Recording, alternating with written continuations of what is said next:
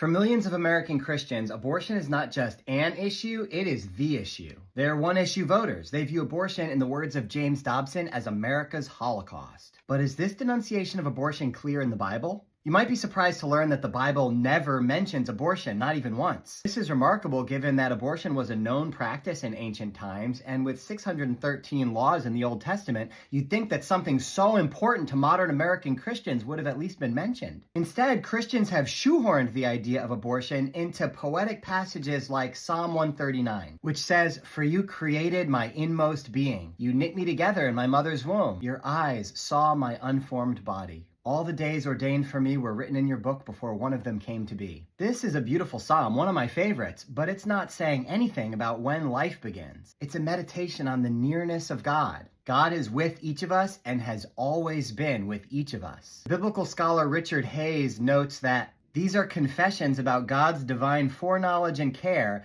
not statements about the personhood of fetuses. Another passage anti-abortion Christians will often point to is in Luke chapter 1, where the fetus John the Baptist leaps in Elizabeth's womb when Mary enters the room. But this is describing a miraculous event. It's remarkable precisely because we know fetuses don't normally have that kind of awareness. This is a Christological miracle, and just like we know a virgin birth is not normative, we're not meant to learn something about all unborn fetuses from this passage. Although it's not about abortion specifically, there is actually a biblical passage that addresses the status of unborn life.